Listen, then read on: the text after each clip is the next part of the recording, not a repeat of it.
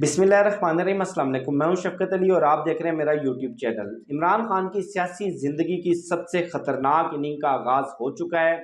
और इमरान खान साहब अपनी कश्तियां तो ऑलरेडी जला चुके थे, लेकिन सूरत हाल दूसरी तरफ भी इत्मीनान बख्श नहीं है। मुस्लिम लीग नून हो, PDM की दीगर जमातें हो, पीपल्स पार्टी हो, स्टैब्लिशमेंट हो, जुडिशरी हो, पाकिस्तान के तमाम सियासी गैर सियासी स्टेक होल्डर्स इस वक्त बंद गली में फंस चुके हैं। वापसी का कोई रास्ता सुझाई नहीं दे रहा, वापसी का कोई ऑप्शन सुझाई नहीं दे रहा। खास तौर पर मुस्लिम लीग नून इस वक्त शदीद खौफ और अदम तहफ़्फ़ुज़ का शिकार है। और इस वक्त अगर बात कर ली जाए पाकिस्तान की सियासी सूरत हाल, खास तौर पर रजीम चेंज के बाद ये जो एक हाइब्रिड निज़ाम लाकर मुसल्लत किया गया, इसके खिलाफ अवामी रद्दअमल आया, अवाम की नफरत आई। तमाम मीडिया को, सोशल मीडिया को, पूरी तहरीक इंसाफ को क्रश करने के बावजूद, पूरे जमहूरी निज़ाम को बिल्डोज करने के बावजूद इस अवामी नफरत को ख़त्म नहीं किया जा सका। लेकिन इस वक्त जो पूरी सियासी सूरत हाल है, जैसे मैंने आपको बताया कि वो अपने क्लाइमैक्स को पहुंच चुकी है। ये कह लें कि दी एंड की तरफ है। और इसका दी एंड क्या होगा, ये हो सकता है बड़ा भयानक हो सकता है कि इसमें से कुछ तामीर निकल आए, हो सकता है कोई हकीकी जमहूरियत की कोई राह हमवार हो जाए। लेकिन बहरहाल इस वक्त जो ओवरऑल सियासी सूरत हाल है, कुछ इंसाइट्स वो भी मैं आपके साथ शेयर करूंगा। जो सबसे बड़ा हर्डल है खासतौर पर मुस्लिम लीग नून के लिए, आपको मालूम है कि लेवल प्लेइंग फील्ड, तराजू के दोनों पलड़े वगैरह वगैरह इस तरह के मुतालबात थे। इन मुतालबात को पूरा करने के लिए तमाम PDM की जमातों ने हिस्सा डाला। इतवार के रोज कौमी असम्बली के इजलास बुलाकर कानून साजियां की गई, लेकिन इन तमाम कानून साजियों के सामने उमर अताब बंदियाल साहब वो रुकावट बन गए। बहरहाल अदलिया का जो भी किरदार रहा, ये एक बहस तलब मामला है, लेकिन मियाँ साहब की वापसी या मियाँ साहब की नाअहलियाँ ख़त्म करना या मियाँ साहब को उनकी सज़ाएं माफ़ करना, उनकी सज़ाएं मुअत्तल करना, इसके रास्ते में सबसे बड़ी रुकावट उमर अताब बंदियाल साहब हैं। और मियाँ साहब पाकिस्तान वापस आना था, पाकिस्तान वापस आकर नाअहली ख़त्म होनी थी, नाअहली ख़त्म होकर इलेक्शन कैंपेन चलानी थी, इलेक्शन कैंपेन चलाकर लेवल प्लेइंग फील्ड मिलनी थी। लेकिन वो तमाम के तमाम मंसूबे धरे के धरे रह गए। मियाँ साहब आए, लंदन से दुबई आए, दुबई में मुलाकातें हुई, दुबई से जद्दे गए, जद्दे से दोबारा लंदन चले गए। और इस दौरान जावेद लतीफ़ जैसे दरबारी ढोलकी की ताप पर वो फरमाते रहे कि पहले मियाँ साहब 7 घंटे की दूरी पर थे, अब वो आधे घंटे की दूरी पर हैं, और इंशाल्लाह वो फिर 15 मिनट की दूरी पर होंगे, फिर वो 5 मिनट की दूरी पर होंगे। इस तरह वो किस्तों के अंदर पाकिस्तान वापस पहुंच जाएंगे। लेकिन मियाँ साहब किस्तों में पाकिस्तान वापस नहीं पहुंचे, और ये इस वक्त आप कह लें कि मुस्लिम लीग नून के लिए एक बड़ा सेटबैक है, बड़ा डिजास्टर है। और इंसाइट यह है, अंदर की खबर यह है कि मियाँ साहब ने अपने बहुत करीबी लोगों को बता दिया है कि जब तक उमर अताब बंदियाल पाकिस्तान में चीफ जस्टिस के मनसब पर हैं, वो किसी सूरत पाकिस्तान वापसी का रिस्क नहीं लेंगे, किसी सूरत पाकिस्तान वापस नहीं आएंगे। अब उमर अताब बंदियाल साहब ने 15 सितंबर को रिटायर होना है, और 15 सितंबर यानी कि 12 अगस्त से पहले पहले कौमी असम्बली की मुद्दत ख़त्म हो जाएगी। और इंतखाबात चाहे वो सितंबर में, अगर अक्टूबर में ना हो, 60 रोज़ में ना हो, तो नवंबर में हर हाल में होने ही होने हैं। तो क्या मियाँ साहब काजी फाइज ईसा के चीफ जस्टिस बनने के बाद फौरी यानी कि 15 या 20 या 25 सितंबर के दरमियान पाकिस्तान वापस आएंगे? ऐसा कुछ नज़र नहीं आ रहा। और दूसरा जो सबसे बड़ा डेडलॉक है, वो मुस्लिम लीग नून को अपना जो सियासी मुस्तकबिल है, अपना जो सियासी मंजरनामा है, अगर आम इंतखाबात होते हैं, अगर जनरल इलेक्शन होता है, तो कोई इतना कोई अच्छा मुस्तकबिल नज़र नहीं आ रहा कि मुस्लिम लीग नून कोई एब्सोलूट या सिंपल मेजोरिटी भी ले सके। और ले देकर अगर ये कुछ हाथ आने की उम्मीद नज़र आई भी, तो ये जो मौजूदा सेटअप अभी बरकरार है, इसी सेटअप को प्लस माइनस करके कंटिन्यू करवाया जाएगा। और इसकी जो कीमत होगी, इसकी जो सियासी कीमत होगी, वो आज नहीं, साल बाद नहीं, 2 साल बाद नहीं, 3 साल बाद लाजमी, या 3 साल बाद नहीं, 5 साल के बाद मुस्लिम लीग नून का तो कम अज कम पाकिस्तान भर में इनकी सियासत का मुकम्मल तौर पर सफाया कर देगा। अब ये मामला भी है। और जो दूसरा मामला पीपल्स पार्टी के साथ खास तौर पर जो सबसे बड़ा डेडलॉक है, पीपल्स पार्टी फौरी यानी कि 8 या 9 अक्टूबर को असम्बली की मुद्दत पूरी होनी है, या सॉरी 12 अगस्त को असम्बली की मुद्दत पूरी होनी है, اور آئینی تقاضے کے مطابق 8 اکتوبر کو عام انتخابات ہونے ہیں۔ پیپلز پارٹی فوری انتخابات چاہتی ہے، لیکن مسلم لیگ نون کم از کم 6 ماہ تک انتخابات کو پوسٹ پون کروانا چاہتی ہے، اور اس کے ساتھ ساتھ جو بندر بانٹ ہے، بندر بانٹ کے اوپر بھی شدید اختلافات ہیں۔ پیپلز پارٹی کی پہلے ڈیمانڈ تھی کہ پنجاب کے اندر 20 سے 25 قومی اسمبلی کی نشستیں اور 30 سے 35 صوبائی اسمبلی کی نشستیں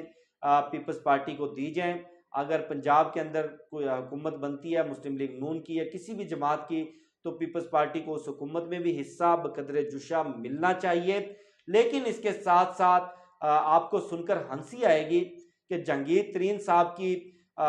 استحکام پارٹی، جس کا ابھی تک کوئی سر پیر نہیں ہے، کوئی منشور نہیں ہے، کوئی ابھی تک ان کا جو پارٹی کا یہ کہہ لیں کہ ایک نظریہ، کیا انہوں نے پی ڈی ایم کو ٹارگٹ کرنا ہے، کیا انہوں نے سٹیٹس کو ٹارگٹ کرنا ہے، کیا انہوں نے پرو اسٹیبلشمنٹ پولیٹکس کرنی ہے، اینٹی اسٹیبلشمنٹ پولیٹکس کرنی، کچھ سمجھ نہیں آ رہا۔ استحکام پارٹی نے بھی ان کے مذاکرات ہوئے مسلم لیگ نون سے، قومی اسمبلی کی 35 نشستیں مانگ لی ہیں۔ اب یہ بڑی ایک انٹرسٹنگ صورتحال ہے کہ وہ استحکام پارٹی کو قومی اسمبلی کی نشستیں دیں گے، پیپلز پارٹی کو دیں گے، جو پی ٹی آئی کے لوٹے ہیں راجہ ریاض جیسے اور جو دیگر لوگ ہیں ان کو ایڈجسٹ کریں گے، کیا وہ خود مقابلہ کریں گے، کیا وہ مسلم لیگ کاف کو ایڈجسٹ کریں گے؟ تو یہ پورا ایک چوچو کا مربع بن چکا ہے۔ اس کے ساتھ ساتھ جو سب سے بڑا مطالبہ تھا کہ عمران خان کو گرفتار کیا جائے، عمران خان کو ڈسکوالیفائی کیا جائے۔ پارٹی تو آلریڈی توڑ چکے ہیں، لیکن جو عوام کے اندر حمایت ہے، عوام کے اندر جو محبت ہے، وہ ختم نہیں کی جا سکی۔ بہت ساری قانون سازیاں کی گئیں، 170 کے قریب مقدمات بنائے گئے، حالیہ بھی نیب آرڈیننس آپ نے دیکھا، لیکن ان تمام مقدمات کے باوجود قتل، دہشت گردی، اقدام قتل، چوری، ڈکیتی، فراڈ، شاید کوئی ریپ کا مقدمہ نہیں ہے، اس کے علاوہ تعزیرات پاکستان میں جتنی دفعات ہیں، تمام کی تمام ایک شخص کے اوپر اس کو گرانے کے لیے، اس کو توڑنے کے لیے، اس کو کمزور کرنے کے لیے وہ لگا دی گئی۔ لیکن عمران خان صاحب کو جھکانا، ان کو کمزور کرنا، ان کی عوام میں حمایت کو ختم کرنا، کم کرنا، یہ ممکن نہیں ہو سکا۔ اب لے دے کر ایک آخری صورت بچی تھی کہ عمران خان صاحب کو ملٹری کورٹ کے اندر ان کا ٹرائل کیا جائے، اور ملٹری کورٹ کے اندر چند روز کے اندر اندر ٹرائل کر کے ان کو سزا سنا کر جیل میں ڈال دیا جائے، اور اس کے بعد فوری طور پر انتخابات میں جایا جائے۔ لیکن چونکہ ملٹری کورٹ کے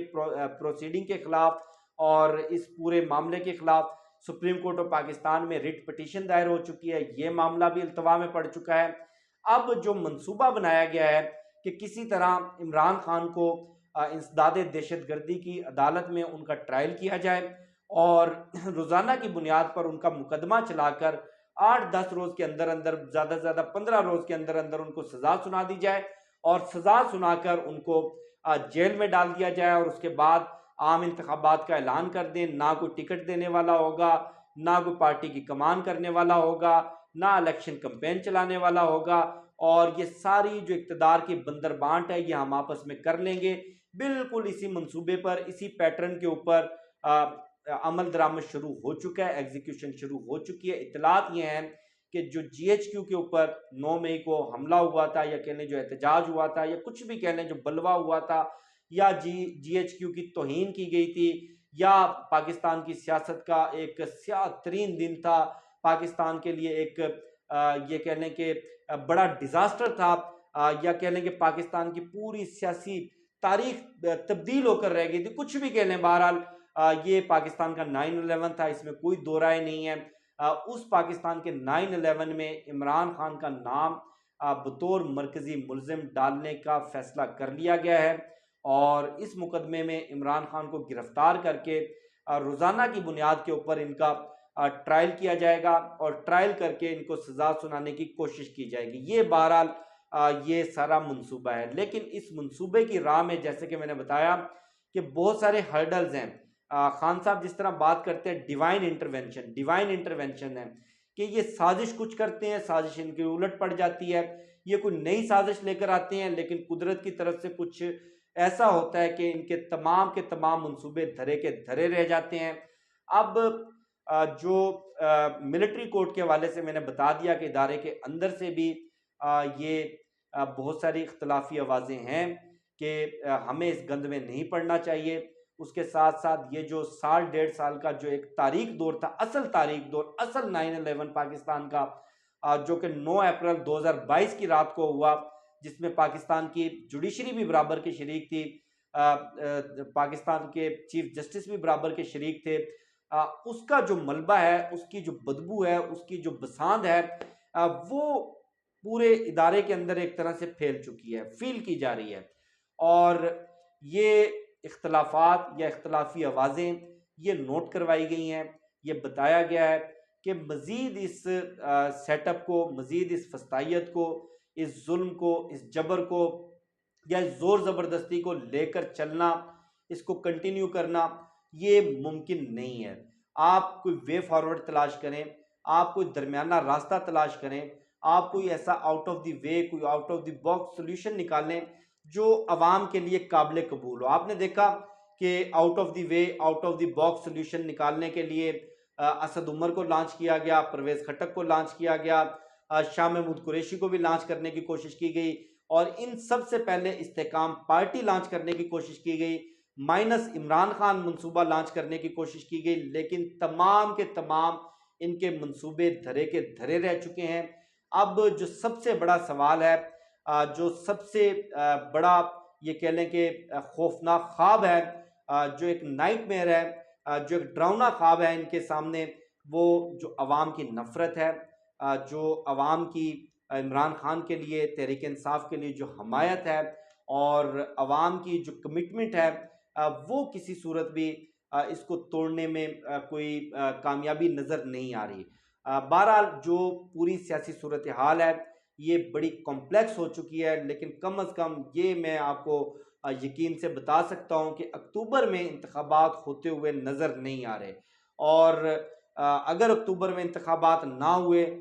جتنا زیادہ یہ انتخابات ڈیلے ہوں گے، جتنا زیادہ یہ تاخیر کا شکار ہوں گے، اتنا زیادہ تحریک انصاف کو، عمران خان کو اس کا فائدہ ہوگا، کیونکہ اس وقت یہ پوری صورتحال، پوری سیاسی گیم کسی کے کنٹرول میں نہیں رہی۔ مسلم لیگ نون کی صورتحال میں آپ کے سامنے رکھ چکا ہوں۔ پیپلز پارٹی اس پورے سیاسی کھیل میں اتنا بڑا جوا پیپلز پارٹی کے سر پر کھیلنا، ان کے کندھوں پر کھیلنا یہ بھی ممکن نہیں ہے،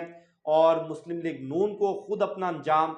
واضح طور پر صاف نظر آ رہا ہے، اور یہ پورا چوچو کا مربع، یہ پورا سیاسی سیٹ اپ اگر دوبارہ سے کنٹینیو کرنے کی کوشش کی تو اس کے راستے میں جو سب سے بڑی رکاوٹ ہے وہ عوامی نفرت ہے، وہ عوام کی جو تحریک انصاف کے لیے حمایت ہے، عوام کی جو مایوسی ہے، عوام کا جو رد عمل ہے، اس سے بھی خطرہ ہے، اس سے بھی خوف ہے۔ تو اس پوری صورتحال میں کہہ سکتے ہیں کہ بند گلی میں صرف عمران خان نہیں ہے، بند گلی میں تمام سٹیک ہولڈر ہیں، اور کسی کے ہاتھ کچھ نہیں آئے گا اگر out of the way, out of the box اس کا سولوشن تلاش نہ کیا گیا۔ مجھے شفقت علی کو دیجیے اجازت، انشاءاللہ آپ سے بھی نیکسٹ ویڈیو میں ملاقات ہوگی۔ پاکستان زندہ باد۔